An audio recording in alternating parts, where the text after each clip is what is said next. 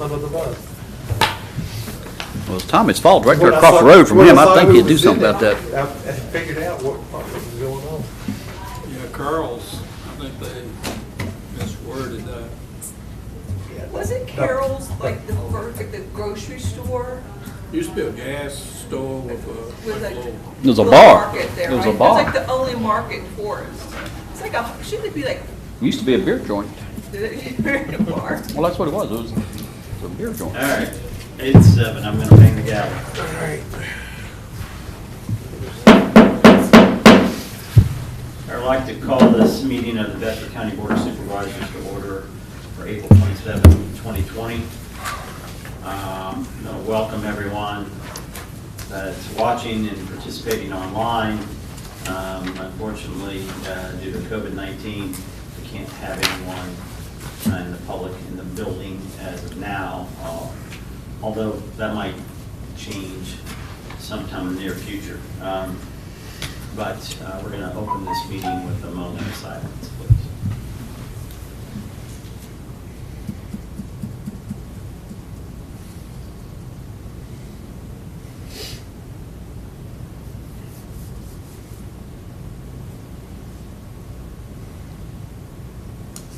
All right, and next we have the Pledge of Allegiance. I pledge allegiance to the flag of the United States of America and to the republic for which it stands, one nation, under God, indivisible, with liberty and justice for all. All right, we have the approval of the agenda. Mr. Hiss? I have no other additions to consent item, to any of the consent agenda or the any new business either. So. Okay, great. All right, then I'll entertain a motion to approve the agenda. So moved. You've heard the motion from Mr. Tuck to approve the agenda. All those in favor say aye. Aye. Any opposed? Motion carries unanimously. All right, next we have citizen comments. However, we do not have WebEx for the citizen comment period. I had an email.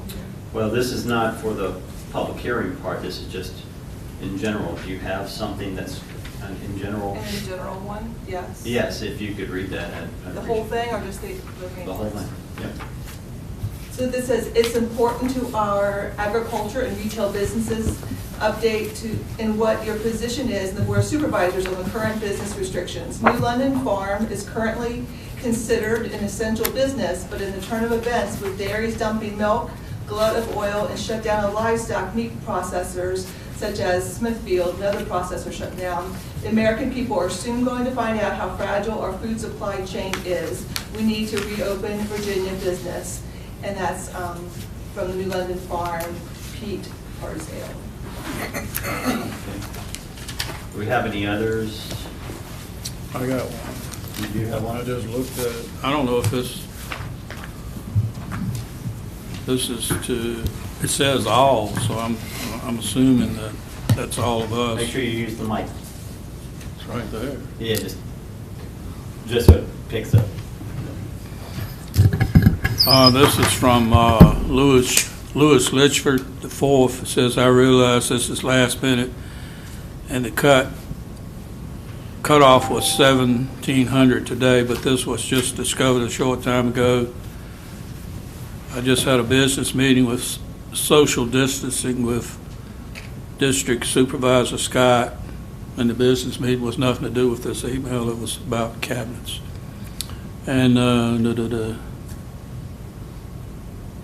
late this afternoon, and I sidebarred our conversation to discuss the funding for CIP slated for fire departments. My name is Lewis Litchford IV, and I am the acting chief of Boonesboro Volunteer Fire and Rescue and chairman and commissioner of the Fire Chiefs Commission. I informally requested that the County Board of Supervisors start thinking about ways to better fund the CIP, as the current funds have not proportionately and sufficiently followed the inflation that surrounds the purchase of apparatus. To further include the added costs incurred when ever-changing EPA regulations. All the fire chiefs would like to see the funding double, to say the least. Several ways to handle the request increase would be a flatline fire tax per household or an increase in real estate taxes. My understanding that just a penny would provide $750,000 and a great start to better funding apparatus purchases. If the Bedford Middle School fire, and now, I guess it was now, I don't, the virus 19, hold on. Pana, I think he's got some words misspelled. Anyways, if we had to respond to that now, these volunteers provide the county and the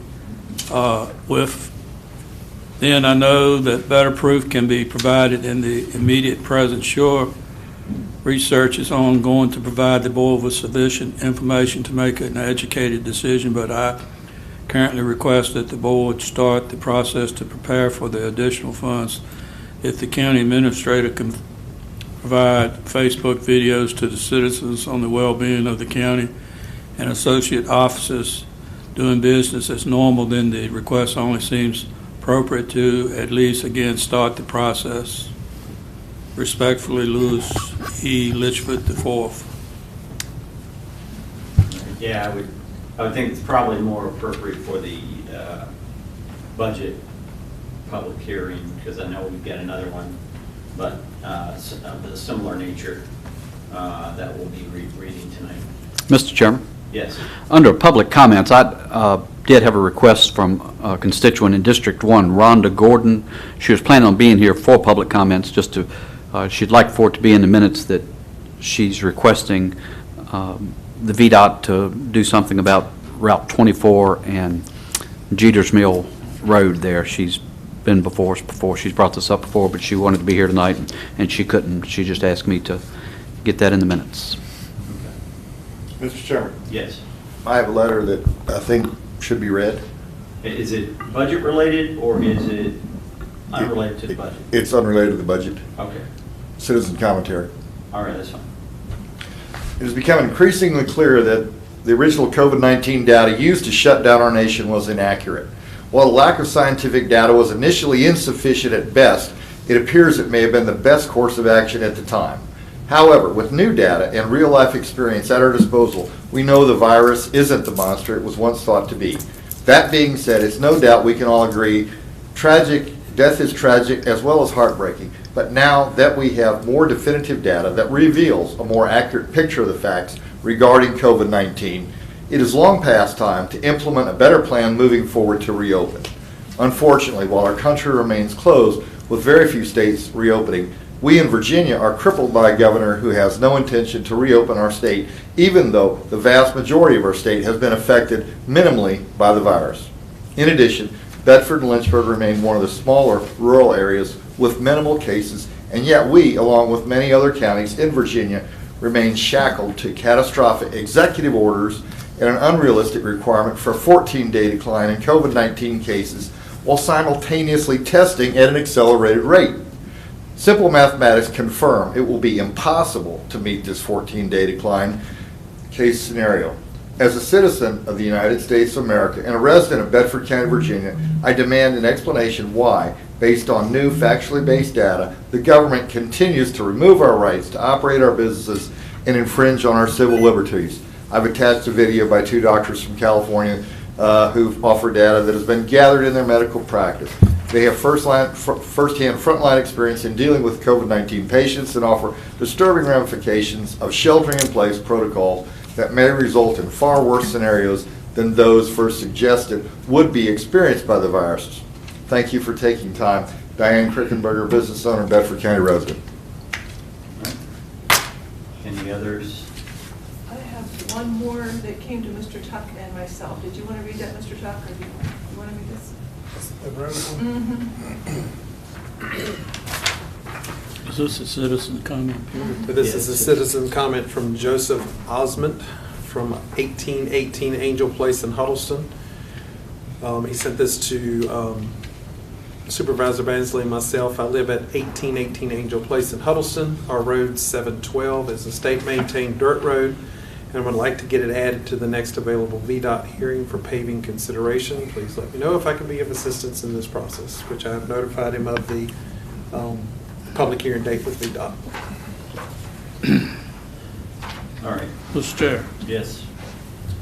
can a board member comment during the court as a citizen? No, we'll have board comments at the end. Well, I wanted to offer up a prayer as a citizen. Where would I do that at? I guess you can go ahead and do it. Go ahead. You the boss. Go ahead. Let's pray. Lord, I thank you for the opportunity to be here tonight. I pray for this county. I pray for the citizens. I pray for each board member and all the staff. I pray that you give us wisdom to know how to handle things. I pray that you give us wisdom to know what your will is and not our will. And Lord, I just pray for this country, for this state. I pray that you would just help it, all the country and all the states, Lord, to understand that what's going on, or even try to understand it, Lord, but most of all to look to you for guidance rather than themselves, Lord. Lord, I thank you again for the privilege that we have to serve you, and I pray that me personally, I thank you for all this, and I pray all this in Jesus' name. Amen. Amen. I don't think we have any other citizen comment period, although we do have citizen comments. So I'm going to close the citizen comment period and move on to the consent agenda. Mr. Fisk? We have several items this evening under the consent agenda. Item A is consideration of a resolution authorizing the county administrator to execute an easement agreement with Southside Electric Cooperative at the White House Solid Waste Collection Recycling Center. This is for the broadband tower project. Item B is consideration of a resolution accepting the V-Stop grant for the Bedford County Domestic Violence Program.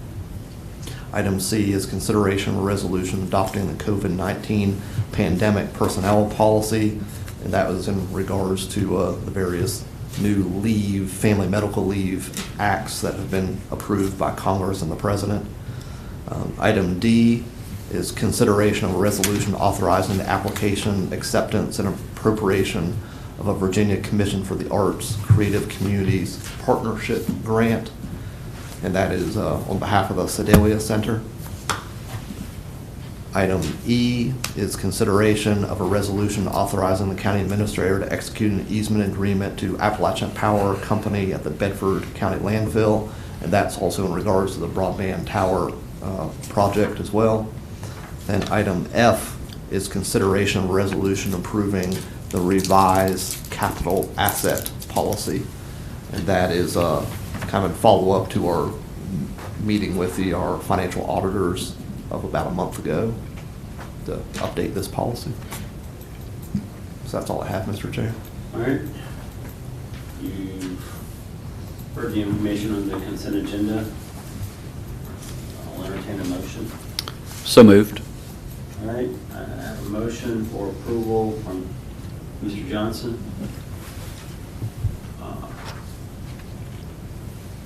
All those in favor say aye. Aye. Are we voting on all of them at one time? Yes. Do we have to do a roll call vote on this? All right. Then, Mr. Johnson? Aye. Mr. Tuck? Yes. Mr. Davis? Yes. Mr. Scott? Yes. Mrs. Bainsley? Yes. Mrs. Parker? Yes. Chair votes yes.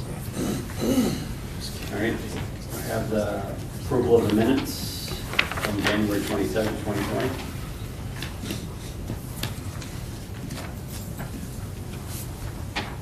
Sure.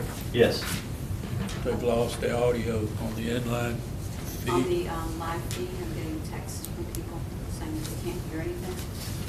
All right, let's pause for a moment. The red light is off. No, that's not it. I'll take it, we'll contact another guy.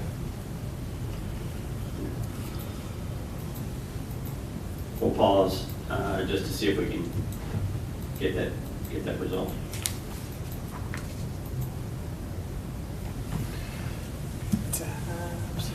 All those letters. Yeah. I'm seeing it here, so it must be something back at the, as you can still see to. So you get it. I'm not seeing it. Okay. I'm hearing it, so. Okay. Wonder how we can get feedback otherwise. Well, for the citizen comment, we should be fine because we still have the WebEx. We're going to have still people kind of calling in. So All right. we'll still be able to figure Just that wanted out. to be able to hear the audio, Yeah. so we can hear from them, but they can't hear from us. That's like. I know that's going to be interesting. I think they're on my computer. Yeah, he says he has it going out. Oh, you can hear it? Now I'm Okay. Okay. All right. Then it looks like the audio's working again for now. If you're watching on the live feed, evidently someone was able to text Bridget. I'm not sure Bridget wants to give out her number, so somebody must have known her number.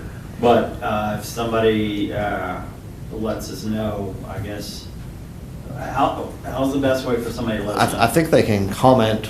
Can't they comment on the live feed? I think. Oh, maybe that's how she saw it. Yeah. She's Or watching. how were you able to get the input? You do not want to give this out, do you? Is it the county number, not mine? Okay. All right, that number is 540-875-8856. But if they can't hear us. Well, evidently they can hear you right now. So if the audio goes out, if you could text that the audio is out, we will try to get that resolved before we move on. Next, we have the approval of the minutes from January 27th, 2020. I'll entertain a motion. Did I receive a motion yet? Mr. Chairman, I move we adopt the minutes from January 27th, 2020. All right, you've heard the motion from Mr. Tuck. All those in favor say aye. Aye. Any opposed? All right, motion carries. All right, next, we're going to actually take a 5-minute break to allow IT to set up the WebEx portion of this meeting. I'm going to also issue a reminder that the public has until April 30th at midnight to give any input on the budget. We will not be adopting the budget until the end of May. And so, no, I'm sorry, the end of May. End of May? Okay. So there'll be plenty of time for us to review any input from the public at that time. So just make sure that you get your comments in by April the 30th in regards to the budget. Another reminder, we will be adopting the tax rate tonight. This budget will not be in regards to the tax rate. The tax rate has already been advertised, and we're adopting that tonight at level funding. So it's going to be the same 50 cent. We did not advertise an increase. So the public hearing tonight is specifically to the budget and not the tax rate, just as a reminder. We do have input that we're going to read first. We have a number of emails that were already sent in prior to this particular hearing. So we're going to read all of those into the record prior to taking the input from the WebEx. But we're going to pause for about 5 minutes for IT to set up, and then we'll be back.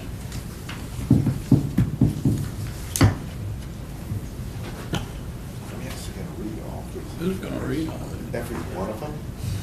We're probably going If you advertise I it, think you we all have got to. the same. Let's divide them up. So we need to be on the My list might be a little longer. I got 15. Yeah, I've got 15. Do you have 15? That's for the Power Center. I just printed off, I don't have it printed off, but I have today.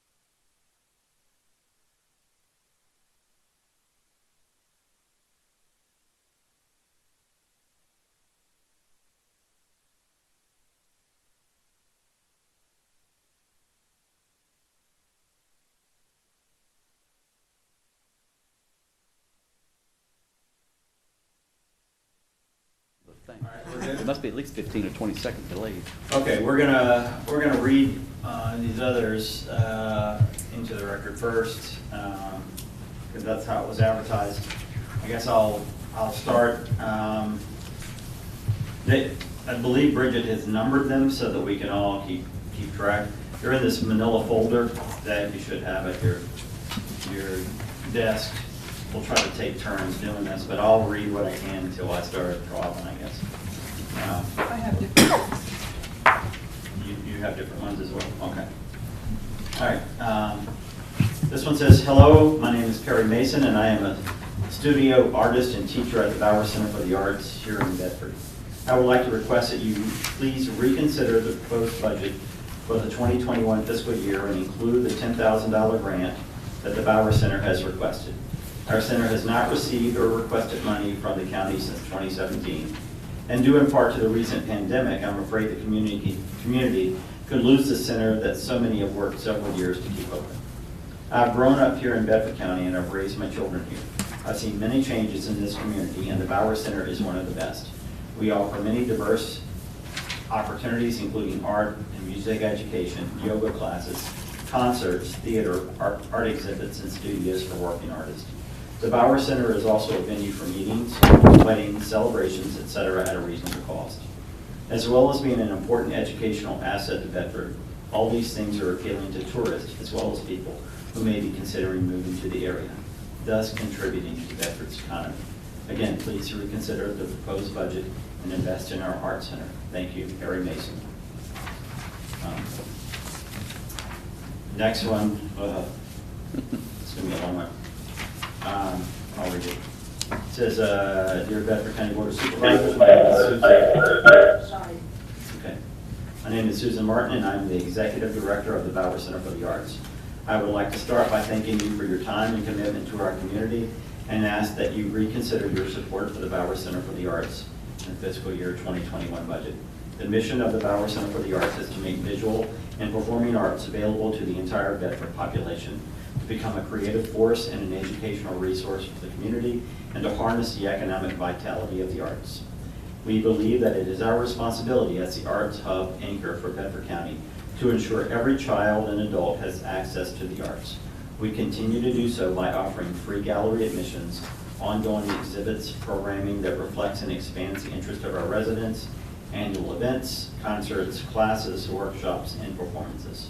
Positioned as a cultural arts center for Bedford and the surrounding area for more than 13 years, the Bauer Center's primary goals are to harness the economic vitality of the arts as a source for economic development to attract business, create jobs, and promote tourism, identify our cultural partners, and promote collaboration, and serve as a bridge between independent art and public schools by creating an arts curriculum that supplements and strengthens public school arts education.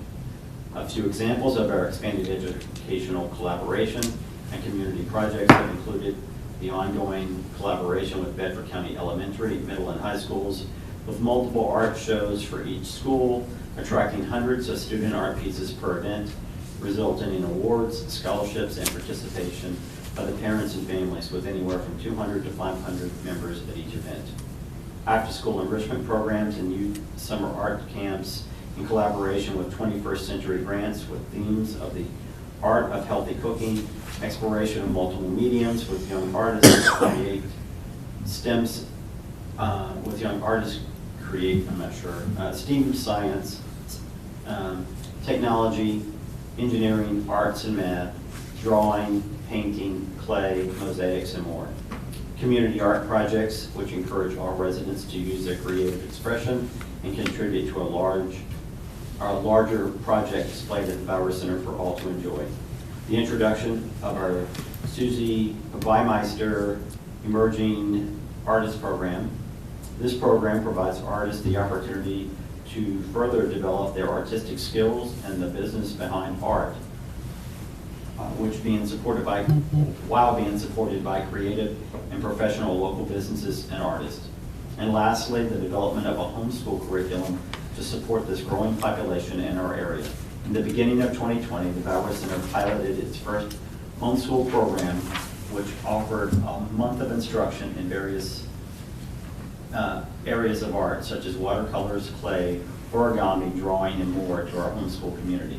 We served 35 students in the month of January, and we're offering another schedule of classes in the month of March, when we were forced to postpone due to COVID-19. It is only through your support in the Bauer Center that we can continue to sustain and grow these initiatives going forward. I ask that you reconsider funding our request for $10,000. Please join us as we foster creative expression and encourage our community to gather, connect, learn new skills, and gain confidence through the process of making and enjoying art. Yours very truly, Susan Martin, Executive Director for the Bauer Center for the Arts. Edgar, you would like to read this next one? I can. This is from Terry and Janet Chalker at 1045 Blue Heron Circle in Forest, Virginia. My husband and I have spent hours discussing how we can make a difference in these difficult times, what organizations to donate to, where we can volunteer, in short, how we can put our thumbs on the scales to help our neighbors. It is in this vein that I'm asking that the board reconsider providing funds to the Bauer Center for the Arts.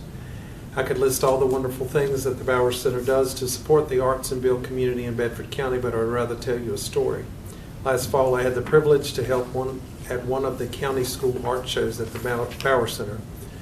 While handing out information about our classes, I noticed a rather energetic kindergartner dragging his mother to a far wall in the terrace gallery. Beaming, that is the only word that describes the look on his face. He repeatedly jumped up and down and pointed to the picture he had created, hung in a gallery for everyone to appreciate. This is a moment I suspect they will always remember. These are the moments that enrich our lives, and these moments are common occurrences at the Bauer. They are also at risk of being lost. I know we're all facing difficult decisions. My hope is that you will stop and consider what kind of community you want on the other side of all this and give serious consideration to providing the $10,000 grant to the Bauer Center so that we can continue to make Bedford a good place to call home. Thank you for your time and service.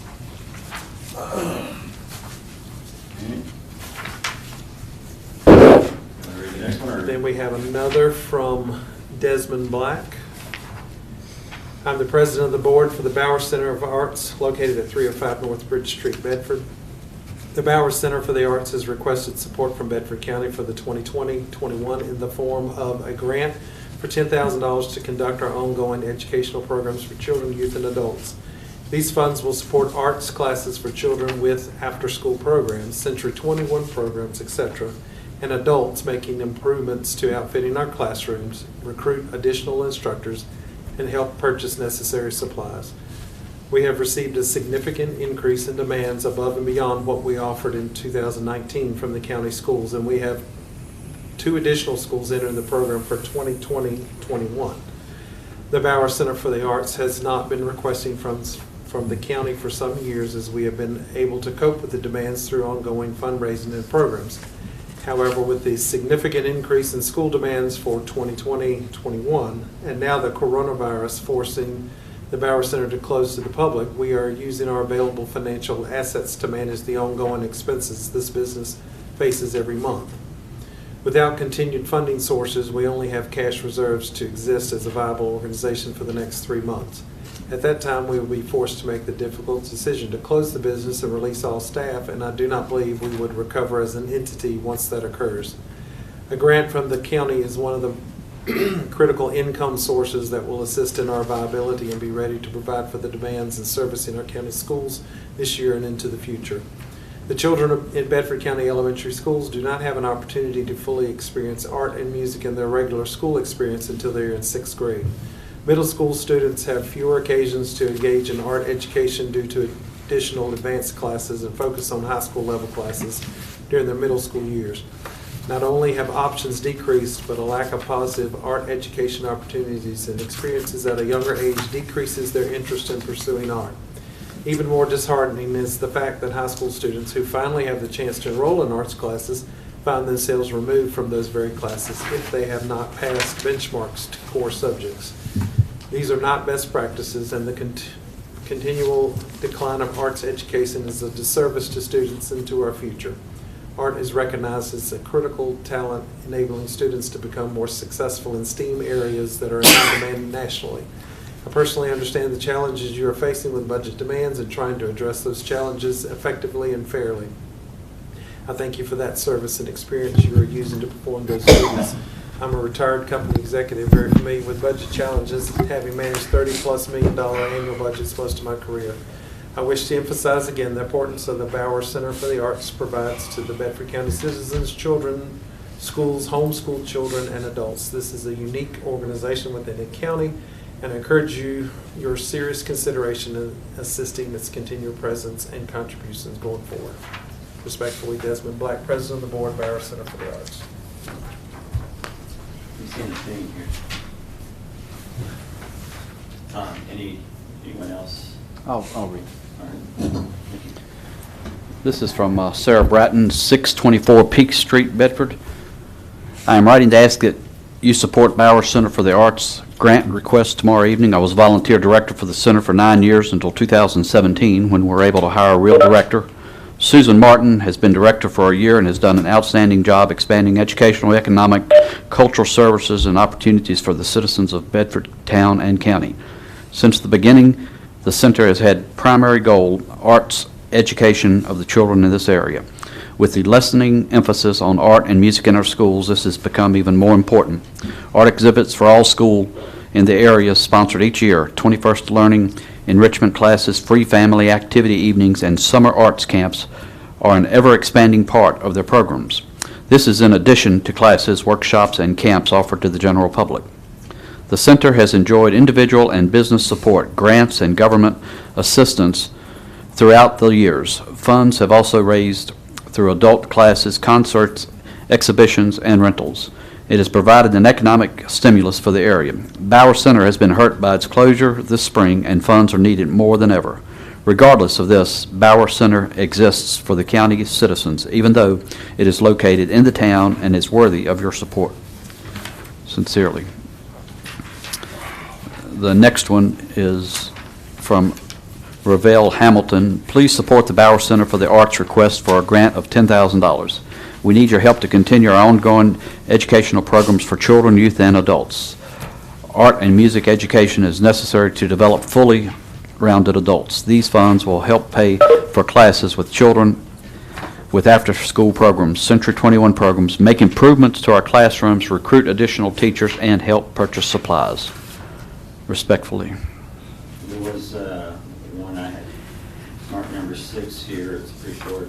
That was a budget related. I didn't know. This is all budget. Yeah, this is all budget. Read that one too? Okay. Dear sir. That's what we're actually reading. It just happened to all be. All right. Dear sir, in regards to the meeting on the budget, I ask that property taxes be reduced or at the very least left as is. The economic impact of the coronavirus has made things difficult for everyone financially. Raising our taxes would only make them worse. Thank you for allowing me to voice my opinion. This is from Barry Tucker in District 1. And I think we've addressed that. The tax rate would be the same. All right. Anyone else? Well, this one's a pretty long one. I'll read it. From Patricia Held. Please reconsider your decision to fund the Bauer Center, which has become an integral part of Bedford County. Its programs, exhibits, and art spaces are assets to the area, making Bedford County a destination point for visitors to Virginia. Thank you. Whew. All right. We have several more on the Bauer Center. Do we keep on reading them all? I believe we have to based on the advertisement. I'll read unless somebody else wants to volunteer. I'll read one. All right. This is from Karen Newsom. Yes. Education and outreach coordinator. I think it's just the address here is just from North Bridge Street, so it looks like it's just This is Bauer. the Bauer address that she's given. The responsibility of creating a balanced budget in the midst of economic downturn is a huge challenge, and I thank you for your time, service, and commitment to Bedford County. I ask that you please reconsider the $10,000 funding request made by the Bauer Center for the Arts. As a resident of Bedford County and a retired Bedford County school teacher, artist, and current education outreach coordinator of the Bauer Center for the Arts, I write to you asking for your help. In the 2 years I've been on the staff of the Bower, I have watched this center grow to serve thousands of children and adults in Bedford. Our relationship with the Bedford County Public Schools and the homeschooling community in Bedford, the art community, as well as the general public seeking artistic instruction and opportunities in Bedford means we will serve a large cross-section of Bedford residents. Our classes have grown from a handful to over 25 per semester in early 2020, and our summer camps are anticipated by families all year long. Our art shows and exhibits are ambitious, drawing hundreds and at times thousands to our galleries. Our musical programs and growing theater programs are a point of pride, and we showcase numerous local musicians and bands in the concert settings. Like all businesses and organizations in Bedford, the coronavirus has brought all of this activity to a screeching halt. We have postponed, rescheduled, and canceled so many classes, workshops, events, art exhibits, and concerts. To continue moving forward, to return to some semblance of normal life, we need your help. We are a few short months of closing our doors, and without your help, the threat becomes more of a reality. Bedford needs and deserves a vibrant, stimulating, exciting arts center and that nurtures its citizens, helps make Bedford an attraction, and contributes to the economic health of Bedford. Please reconsider giving the Bower $10,000 funding we requested. Thank you so much. Be well. Karen Duzo. All right. I can read a few if you want me Sure. to. Next one is from Emily Temeles, Temeles, board member of the Bower Center for the Arts. I'm writing to seek county support for the Bower Center for the Arts. This is a homegrown, community-based organization that provides important and enriching activities to the greater Bedford community. It is particularly valuable to the younger members of our community. It is involved in the 21st Century Grant Program, offers classes for our homeschool students, and showcases the artistic talents of our public school students. It provides multiple free activities for the community. Many of our older residents find it an invaluable resource and a meeting place. As the art community in Bedford has grown, the Bower Center has played an important role in bringing visitors into the town through such activities as Second Fridays and juried art shows. I and others freely volunteer our time contributing to the above efforts. One need look no further than to Lynchburg to see the value that an active arts center brings to the community. I ask that the board give their financial support to the Bower Center. Any financial support can often be multiplied through matching grants, but the key to this is local support. Thank you for your consideration. Emily Temeles. I can do the next couple. Next one is from Nancy and Lon, I guess from Goose Creek Valley in Montvale. Please amend your budget to include monies for the Bower Center for the Arts. It is an integral part of our community and an important connection for all citizens of Bedford County.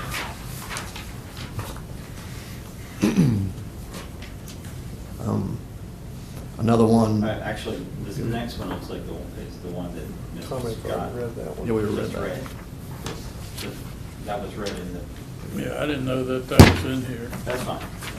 And I think number 13 I just read. We must have a duplicate because number 4 was Yeah. Emily Temeles. Yep.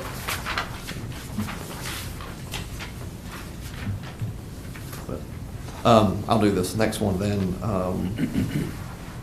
This is from Susan Paddock, Fine Art Studio.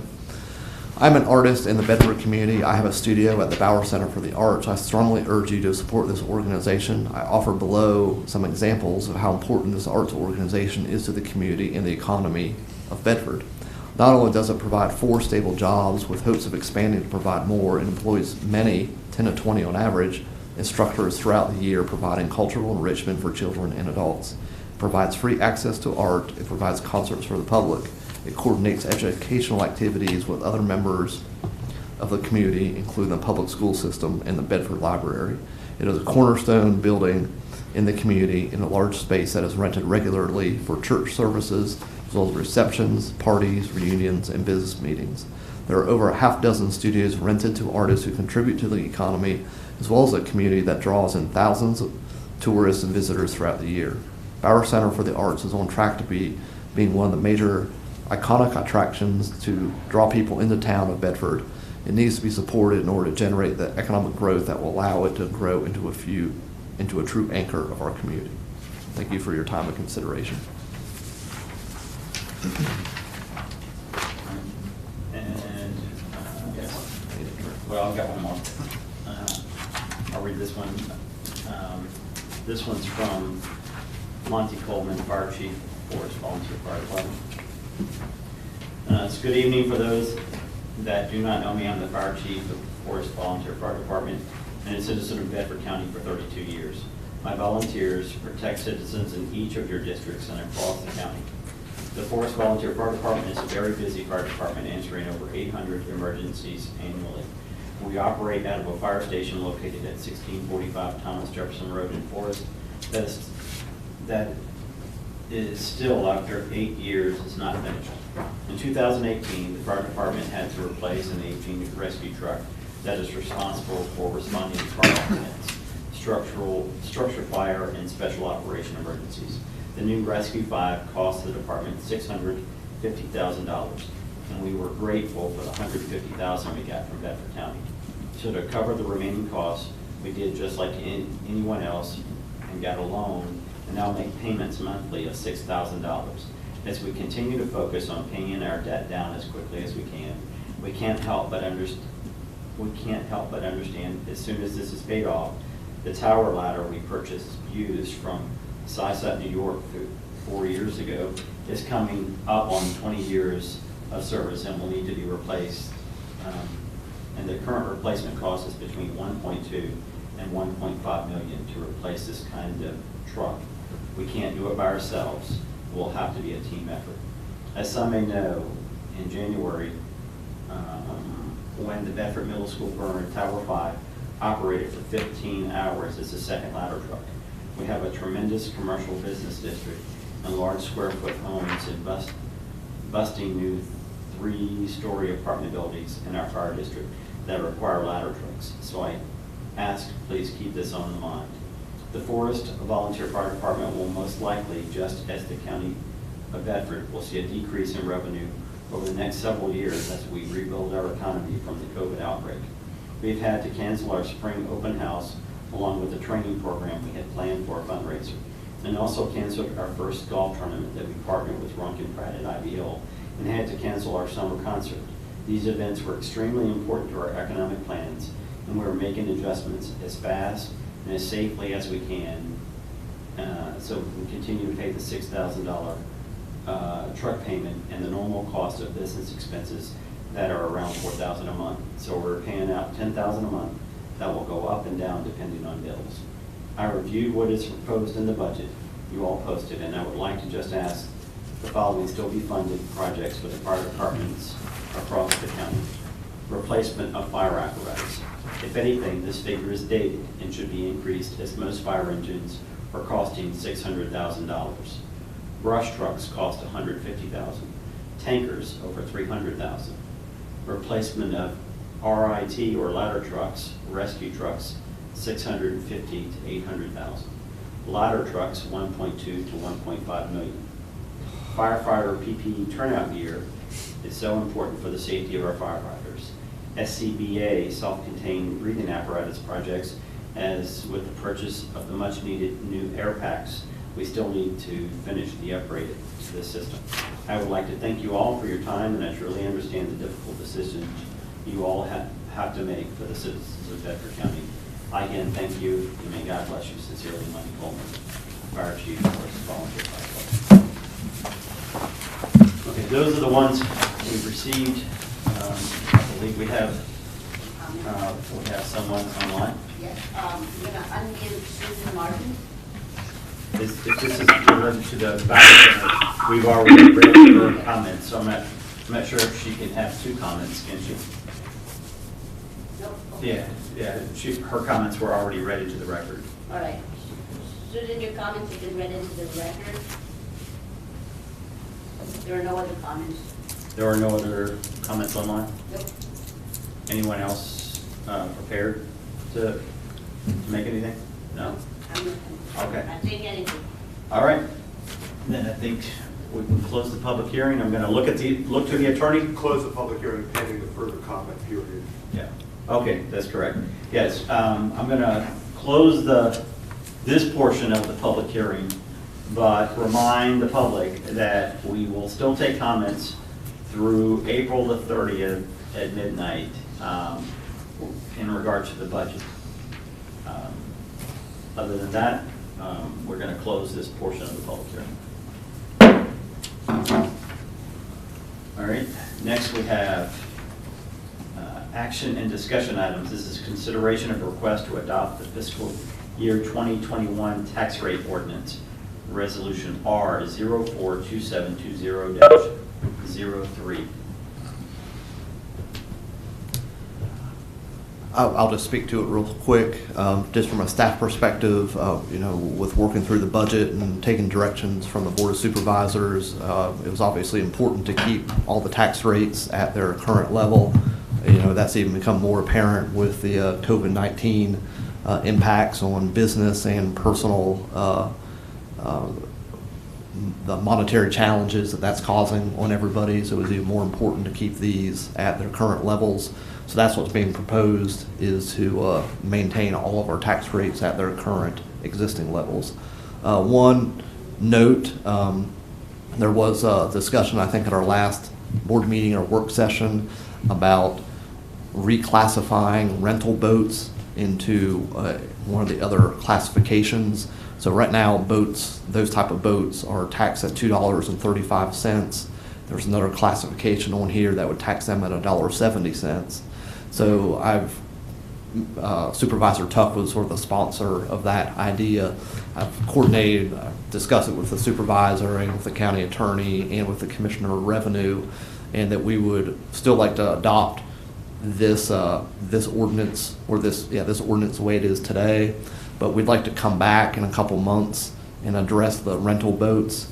The reason being for just a little bit of the delay is our software that powers this system in the Commissioner of Revenue office is completely out of date, and we need a little bit more time to do some more testing as to what the impact will be if we reclassify a certain piece of property to make sure the system can do it.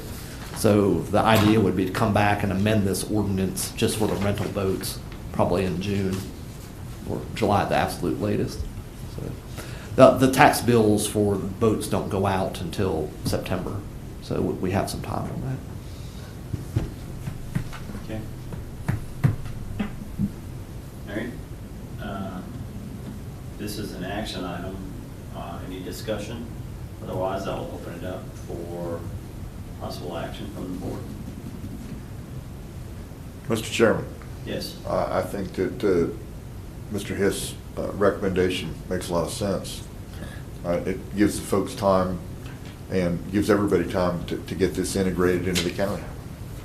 And but this is the adoption of the 50-cent tax rate in this ordinance. Yeah, so it is, and the other tax rates as well. Okay, We'll so just come. All the rates are being adopted That's right. as they were last year, but with the understanding that we're going to revisit That one personal property rate, tangible personal property rate for rental for boats, we'll come back and visit that. Rental boats, we'll come back and look at that in a couple months. Okay. And so we'll amend this ordinance just for that purpose in a couple months. Okay. All right. I'll entertain a motion. Well, is that a motion? Yes, sir. Okay. All right. Do I need a roll call vote on this? Okay. Mr. Davis? Yes. Mr. Johnson? Yes. Yes. Mr. Tuck? Yes. Mr. Scott? Yes. Mrs. Dansley? Yes. Mrs. Parker? Yes. The chair votes yes. Next, we have a consideration of a resolution urging Governor Northam to reopen businesses. I will remind people, many of the comments we were hearing from the Bauer Center request, that, they're struggling, and if things don't get back to some semblance of normalcy, they might not be an ongoing entity. So, staff has worked on a resolution for us. Mr. Hiss, do you mind reading this into the record? This is Sure. is this available online for people to review? I know that we added it on Friday. I believe it is, and of course we'll. Our intent is we can make it more noticeable online after approval of it this evening. So But that, it actually is pretty long. I mean, maybe we can dispense with the reading, but. There is a link to the additional agenda item on the county website. Okay, great. I just want to make sure the public has access to it, so if they want to see. unless you want me to, I can dispense with the reading of the history items and get to like the meat of the resolution great. if you want me That'd to, be great. because there's probably half of this is just kind of history leading up to where we are today. That's right.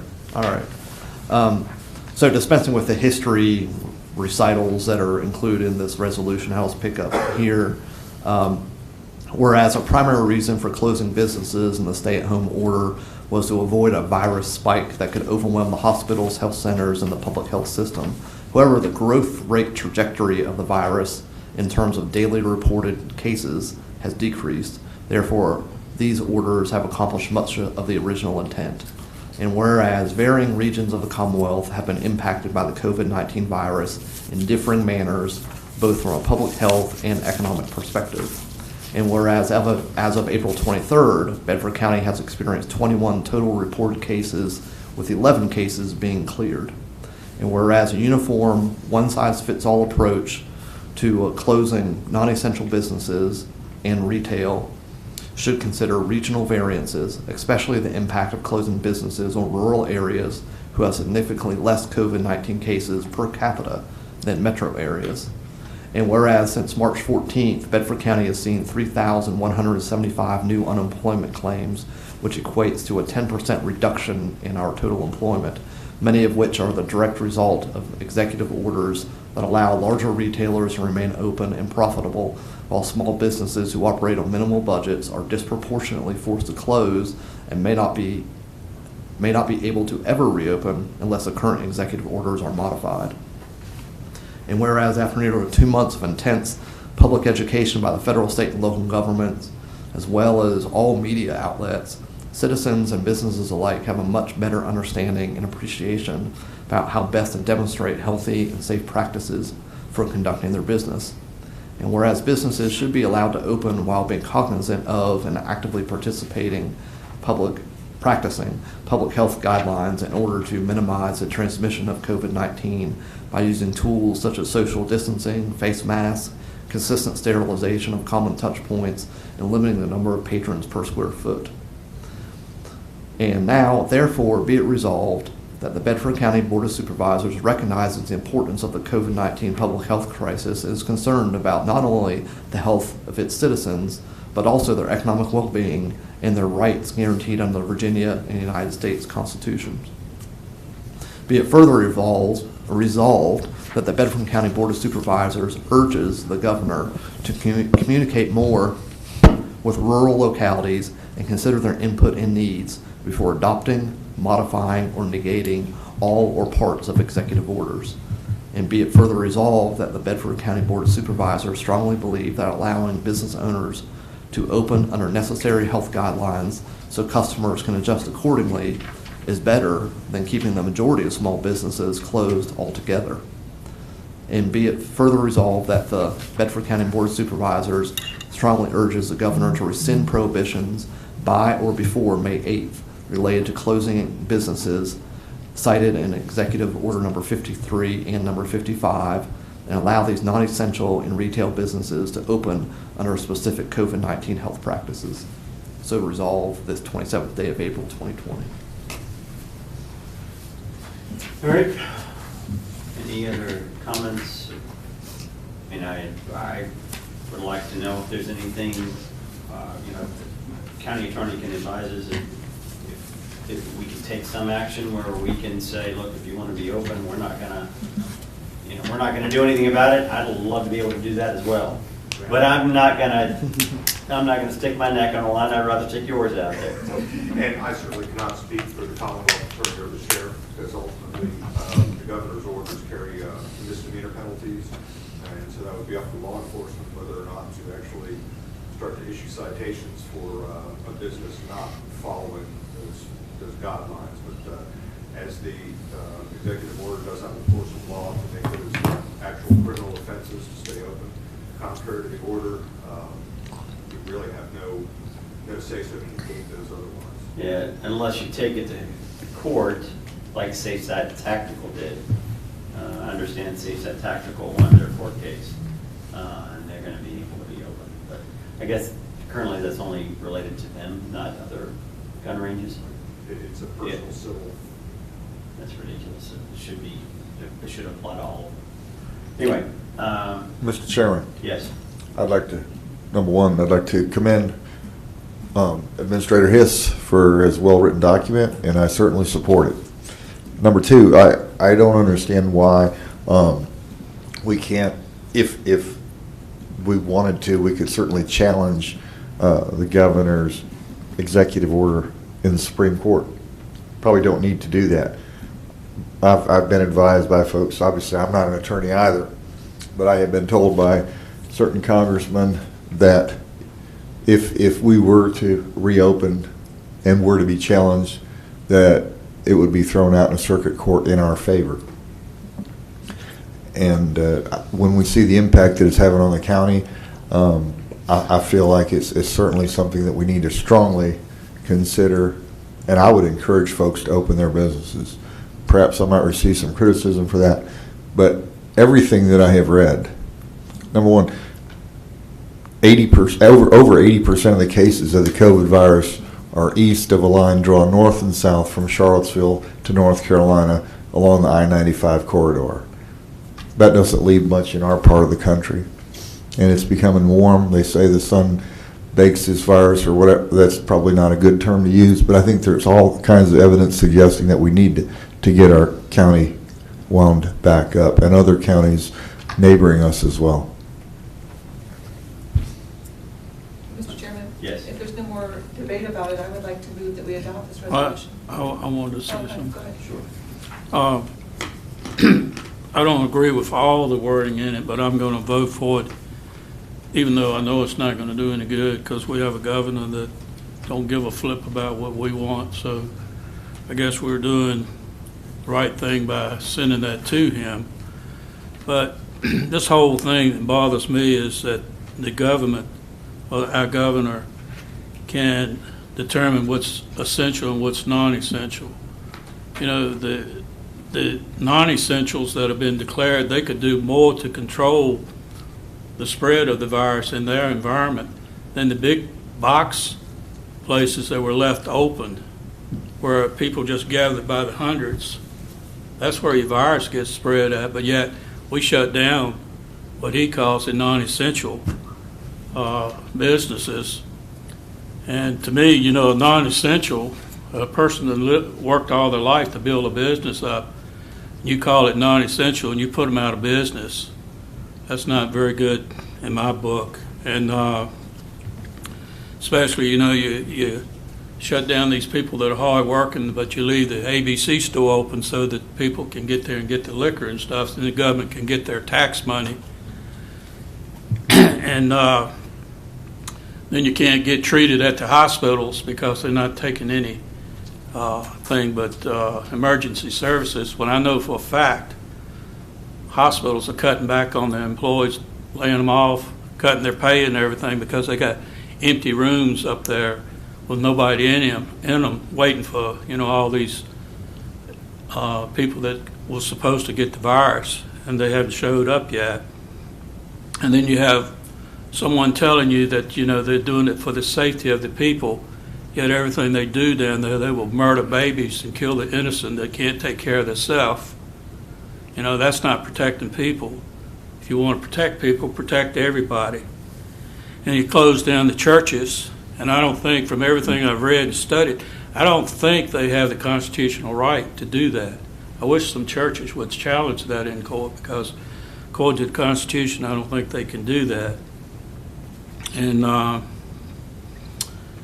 just think this whole thing has just gotten way out of proportion, that you know, a lot of people are losing their jobs, they're hurting, and but they, you know, they're considered non-essential. You know, how many people in the government have been laid off and sent home, but the private enterprises, they've been lost their jobs, they've been sent home, they don't know when they can get back to work, but we got a government telling us, oh, this is what we need. And I'm not sure if the government knows what we need. Put some people in there that got some common sense. And I posted this on Facebook, but I'll read it again. If the government can suspend your rights anytime it deems something is a crisis, you don't have any rights, you have permissions. And we as citizens of this country, we have constitutional rights, and they've been walked all over. And we're not. We're sitting there taking it, hook, bait, sinker. So, again, I'll vote for this, but I think it's a waste of time, waste of paper, waste of everything, because he didn't give a flip what we want, what we asking for, or anything. So that's my 2 cents. I would like to add, my concern is that, this was all under the assumption that we need to stay underneath the capacity of our healthcare system. But especially in our region, we are well under the capacity of the healthcare system. It's not overwhelmed at all. And we have no exit strategy. The reality is, until we have herd immunity and this virus runs its course, or vaccines developed, which scientists say anywhere from 12 to 18 months to develop, and then you've got to manufacture it and distribute it. We can't do this for 2 years. So it seems to us that the governor intends to extend this out every month or two, by another month or two, until a vaccine's developed. In fact, I put out a Facebook post in response to a question that the governor answered, because the question was asked of the governor, when does he expect things to get back to normal? And his response was, not until a vaccine is developed. And that is not an acceptable answer, because we cannot afford to stay closed for that long. We will all become dependent on the state. We will not be able to enjoy the freedoms that we had. And it's not the same country that my children are going to inherit if we continue on this course.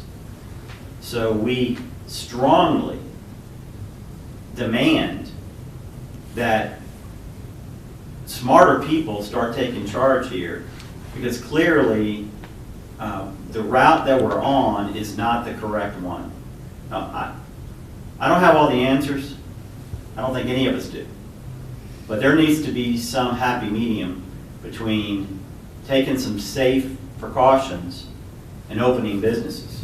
But what we're doing now, we're far underneath the healthcare capacity, and we're nowhere near ending this thing. And we've got to open back up. So I'm very thankful for staff working on this resolution. But anything that we can do beyond this, I'd like to do it. So I would like for whether it be our sheriff or Commonwealth attorney or our county attorney to maybe work on that between now and our next meeting to see if there's anything else we can do absent any actions from the governor to loosen things up. Mr. Chairman. Yes. I have a question, a couple questions.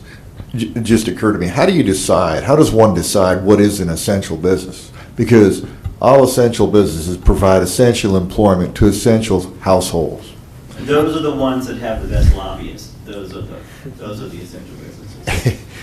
That's the answer. Amen. So, and the government should not be in the business of picking winners and losers.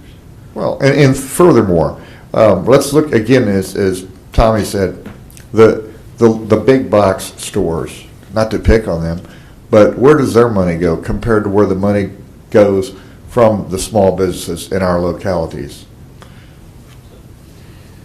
All right. Well, I'm going to entertain a motion to adopt the resolution. Anyone? So moved. All right. You heard the motion from Mr. Tuck to adopt this resolution. All those in favor say aye. Aye. Any opposed? All right, motion carried unanimous. Next, we have board committee reports. Tammy, did you have something? Not under committee reports, but under comments. Okay. Next, we have board comments. Mr. Chair, I do have a comment. Yes, Mr. Parker. There's a situation that has come to light during the recent Planning Commission meeting on a rezoning application. It is on the corridor on 460, and the problem is not with the use that's being proposed, but the procedure that they have to go through, which is a county procedure of doing a rezoning. It is one parcel of land, and they came to the county to see what they needed to do to have this use, and they were told they needed to have their property rezoned. So they're in the process of going through rezoning. The problem is with rezoning, that's really for an area, not one single parcel of land. And in this case, to rezone to something that allows a commercial use, there's nothing in the direct vicinity. The land under the corridor overlay is AR, and there's nothing touching this particular parcel that's of a commercial use. So it would be considered spot zoning to just rezone this one parcel of land, fairly small parcel of land. So our ordinance and our procedures are leading this particular project down the road to require a rezoning, and now it's in front of Planning Commission. Planning Commission has tabled the request twice and asked planning staff to develop some sort of language or text amendment that could address this issue, as opposed to requiring our requirements of doing a rezoning. So in talking with planning staff, I passed out earlier a draft resolution. Mr. Mitchell, our current zoning administrator, thought that we could really accomplish this by doing a simple text amendment to the corridor overlay. And what this has, the only change in it really is we're adding subsection D to it, and I'll read it to you. Office and commercial uses listed in the permitted use table, section 30-79-2, may be permitted after approval of a special use permit is granted through section 30-19, when the underlying zoning district does not permit the use. Use and design standards for each proposed use from Article 4 of the zoning ordinance shall apply. So really what we're doing here through a text amendment is we're changing the procedure. We're changing it from requiring people to go through, or landowners, to go through a rezoning, which a rezoning is for the land, and changing that process to a special use permit, which is still a public hearing, it's still a process to go through, but it's about the use. Another reason to go through the use is a special use permit. You can put conditions on a special use permit. A rezoning cannot be conditioned. That can only be for voluntary proffers. So it's really an error, or we found a glitch really in our zoning, that we really need to change this process from requiring citizens to go through a rezoning of their property, a single parcel, to allowing them to go through the special use, so we can look at each use as it comes before us. There might be some uses that you wouldn't want to allow, but this ordinance, this text amendment would be for the corridor overlay. So the 5 corridors in Bedford County, 460 of course being one of them, Route 122, 221, 43, and 24. So if you fall within the corridor overlay, your property fronts on one of those main corridors, and the underlying zoning would not permit an office use or a commercial use, you could then ask the county for a special use permit to be considered. So I bring that up to y'all tonight. Planning Commission has actually already directed planning staff to come back with some language so they could address this use that's been tabled now twice. So if we could tonight, if there's any discussion or whatever, but this is just simply for us to have a consensus to tell planning staff that we support moving forward with this. And this would then still have to go to Planning Commission to approve as a text amendment, and it would still come to the board to approve as a text amendment. But this is just getting it started. Mr. Chairman, Yes. I'm not against this, but I want to make sure I understand.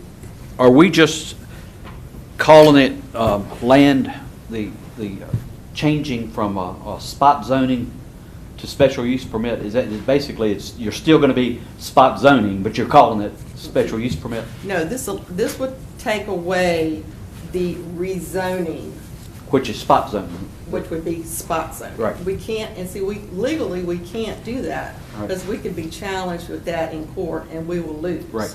So we don't ever want to approve something that we put ourselves on the hook for approving something that is considered spot zoning. It just sounds like you're still spot zoning, you're just calling it. No, we're saying for all across Bedford County, if you fall in the border overlay, you have the opportunity, and if you want to put an office use or a business use, commercial use. And these are main corridors. The main corridors, and if you fall within, your alternative is to come to the board and ask, or the Planning Commission and the Board of Supervisors, to ask for a special use permit for that use, and you're not rezoning land. So we're not rezoning at all. Okay.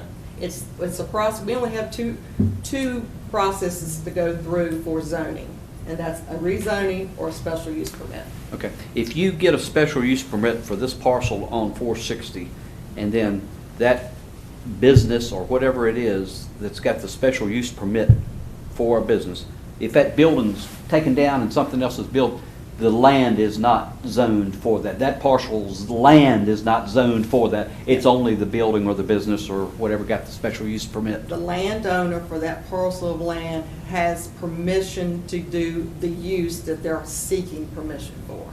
Doesn't have anything to do with the land. Okay. And this, like I'm saying, condition it this way. and we can condition special use permits. Right. They don't have to proffer it. We can say, Yeah. we hear from the public. Proffers are volunteer. You can't Right. ask for proffers. Right. It has to be volunteer.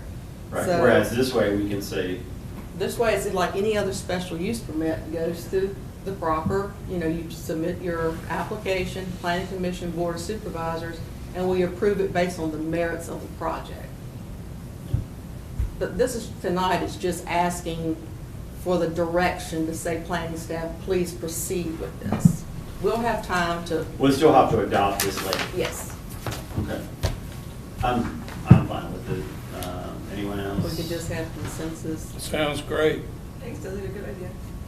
I'm good with it. You guys because okay I- with I'm that? good with it. I'm thinking of that project on 43, this would take care of Yeah. that too. Exactly. Yeah, like a doctor's office. There's one on 43 currently, and I've got another one in District 7 that this would take care of too. So I know of 3 right now. All right, I think that's a consensus. All right.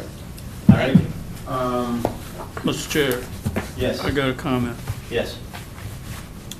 Back in December, we told the citizens of Bedford County at Liberty High School that our Second Amendment adoption proposal to become a sanctuary county, that was a living document that we would add to or change it as needed as we see what happened in Richmond.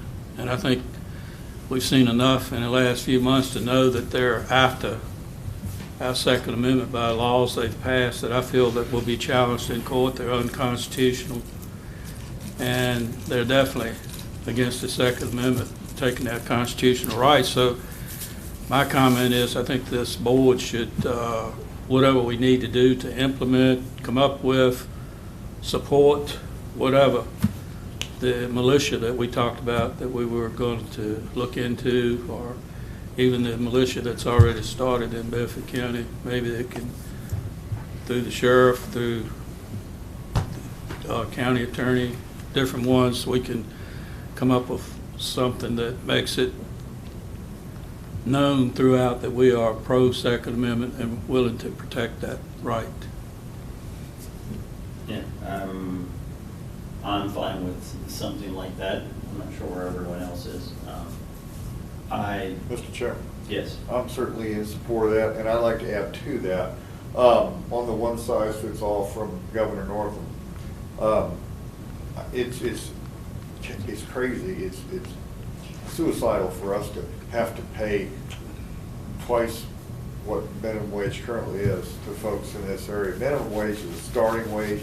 I wrote a piece on Facebook about it. It's a training wage. It's what employers such as myself start people at, give them an opportunity to learn and grow. I've often said that young people could take a minimum wage job right out of high school, and in 4 years they would have grown in their vocation to become probably doing better than a lot of their college graduates who were their contemporaries in high school.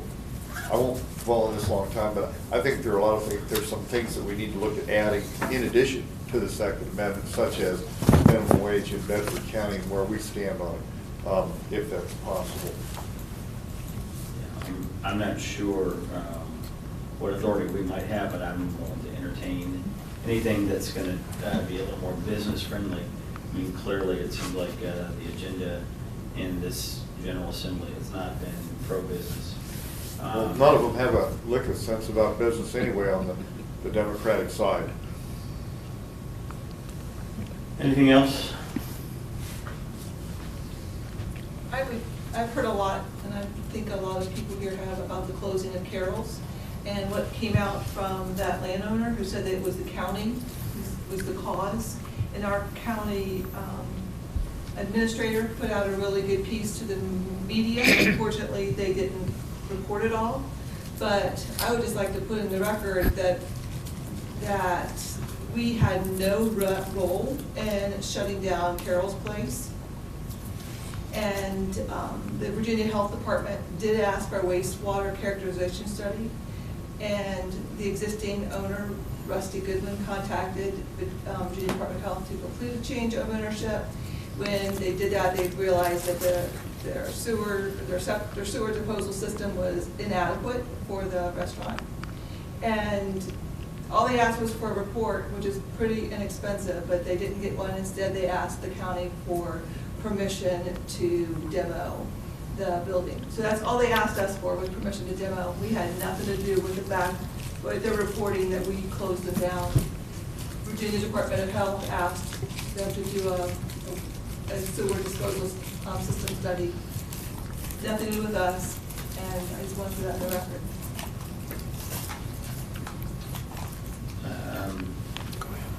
Any other comments? One more. Yes, please. I don't know if anyone was following county emails this afternoon about questions about the broadband. Anybody read all that stuff? I did. Seems like the ball's being dropped again and fingers are being pointed, and I go back to that was our #1 priority for this board. Yet it doesn't seem like people take us serious on that, and I think that we need to re-emphasize that this is a big deal to us and a need to get it done. And the sooner the better. It doesn't have to be August. The sooner the better. Yeah, especially in this environment, broadband is more of a vital piece of infrastructure that people need. Well, following the thread in those emails between Mr. Key and Anthony, it appears that certainly Blue Ridge Towers keeps dropping the ball on it. And it's very clear what Brian Key is requesting from Blue Ridge Towers to move forward on this project. And as Mr. Key has pointed out, he's not asking for anything that any of the other companies that use Bedford Regional Water's towers have not complied with. And it just appears to be a continual foot dragging by Blue Ridge Towers in this case. Can staff get on that as best you can? Yes, we will, and yeah, there's a lot of email traffic today, and I think where it landed, but we'll verify, just because sometimes things are said, but doesn't necessarily mean it happens, is I think where it left, at least with the New London Tower in particular, where that's where most of the email traffic was today, was that BRWA was awaiting on some engineering drawings as to where and how the broadcasting apparatus would be placed on the tank. Which, you know, if I were BRWA, I want to know how things are going to be put on the tank. I mean, is their tank and they're responsible for it, and they, you know, they You don't need anybody drilling holes in it. yeah, they have every right to know how it's going to work. So anyways, the final email I saw was that, you know, Blue Ridge Towers engineers are finishing up those drawings and should be by the end of the week. But we'll certainly Actually, it follow was up the with very that. first email that told us that, Yeah, and that's it should true. have stopped then. Yeah, should have been. But, Edgar, I didn't catch what you said. The very first email addressed that, and it should have stopped there. All right, board appointments, I think we have none. County attorney report. Yes, Mr. Chair, following up with Mr. Scott's comment. You might want to pick up a Yeah, I'm sorry. mic. Don't put me on the spot. Yeah, just regarding the militia, if it's the board's wish, I can have a resolution dealing with that for our next meeting, looking at the templates, or we can consider that at a later date, but What's the consensus of the board? Mr. Scott, you were fine with it, right? Sooner the better for me. And I'm fine with it. My concern with it, I love the Second Amendment more than even Mr. Scott does. No, you don't. I carry them to give you, I'll tell you. And my concern is whenever the government gives something to you, the government can take it away. And if we can support the militia and then they're there, does that mean we can not support and they have to go away? That's my concern. I think the militia historically has not been government run. It's been the people. And I think the people have the right to do a militia. I don't think the government has the right to tell them they support them or they don't support them. I think it's a right of the people. I think we could maybe have something, rather than being supportive of, just formally recognize. and I think that's the best way to word it, to formally recognize. We really cannot take a role in actually running the militia or that sort of We're not thing. assuming any liability. That is very correct, yes. But I'd also like to point out too that a lot of folks have offered some criticism via emails on the militia, and that without thinking about things that not only is it a militia, but they're also in a position, or they want to help in the community in perhaps a natural disaster or other serious events that could happen. Those folks are not just about guns.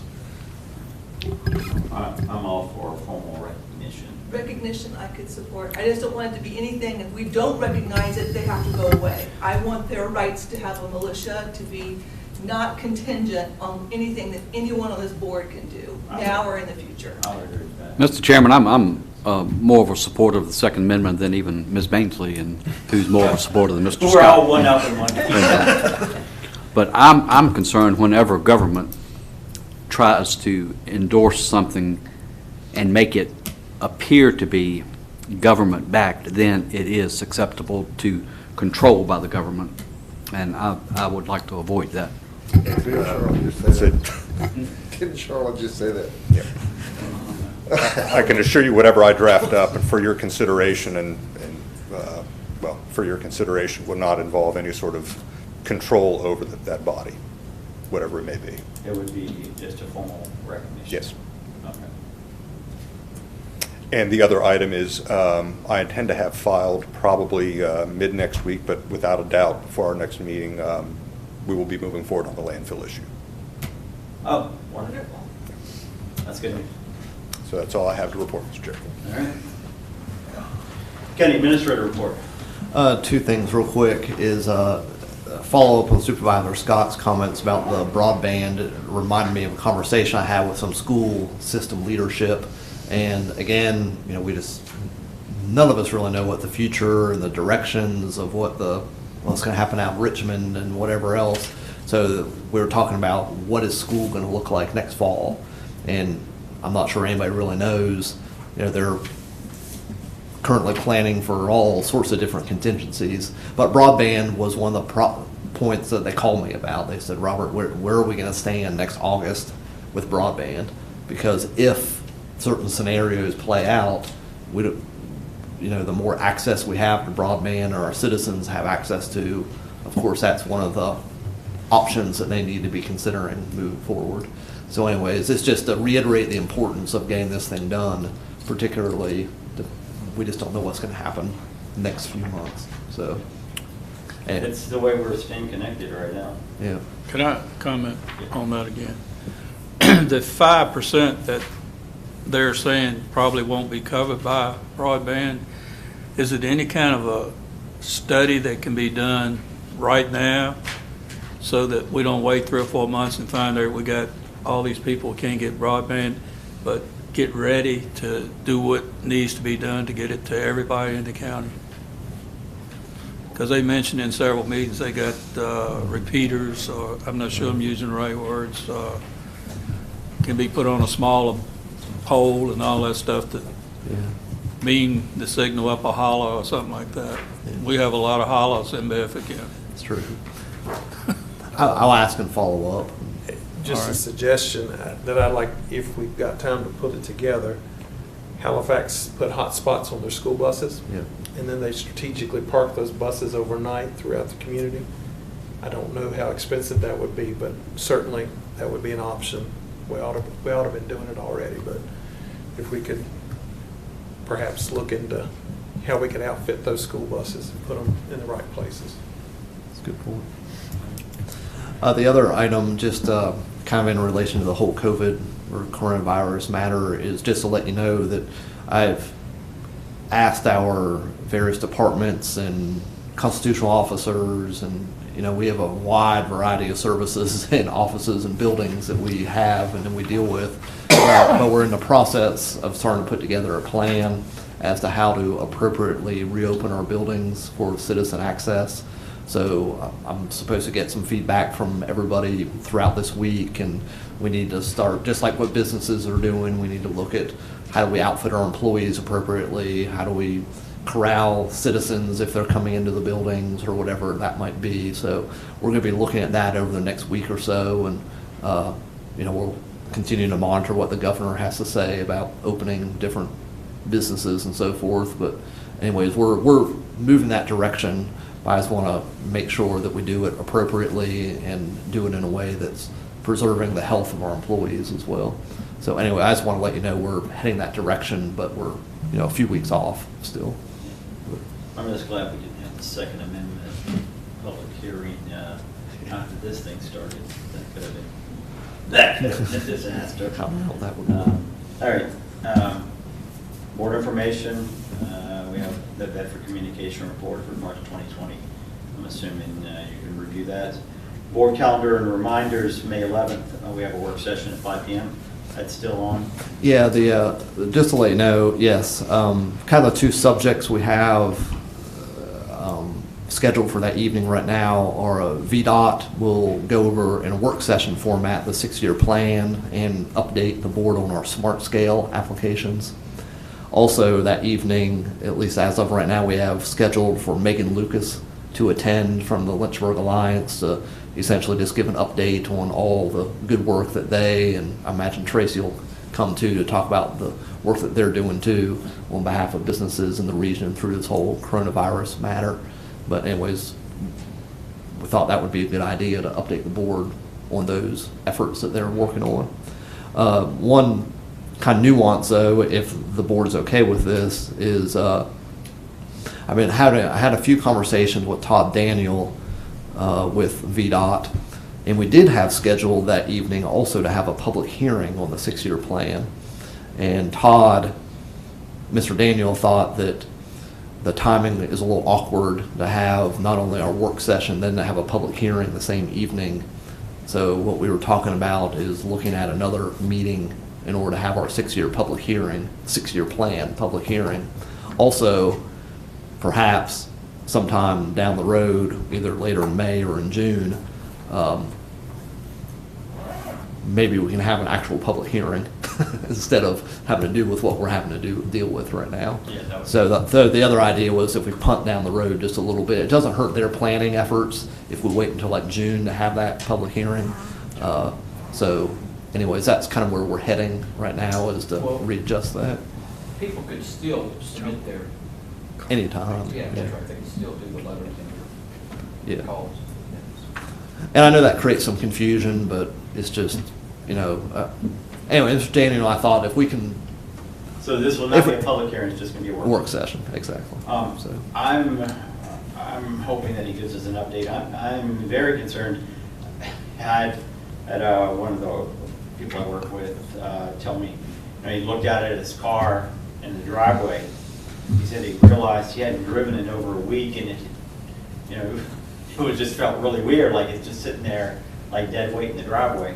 And, the reality is a lot of people aren't driving nearly as much, and so we're not buying the gas. Where does VDOT get its revenue from, right? So we're not buying gas, and we all know that, the price of gas has gone down because they're not selling it. That's probably going to be a huge hit. Probably even more so than the general budget is going to be the gas tax revenues. So I can imagine VDOT's projections being completely changed. Maybe not now, but sometime in the near future, just because of this economic hit that they're gonna realize. So,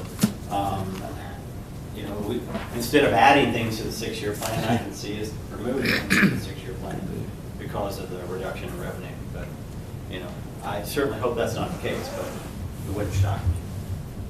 that's all I had, Mr. Chair. Mr. Chair, Yes. make motion we adjourn. Well, hold on. We've got a May 26th meeting at 7 PM, regular meeting, and that will not have a work session, is that correct? Not at this time. Okay. All right. Now, Mr. Scott, We wouldn't be here anyway. like Mr. Scott made the motion to adjourn. All those in favor say aye. Aye. Any opposed? We're adjourned. Hey, Rob, have you heard anything out of the contractor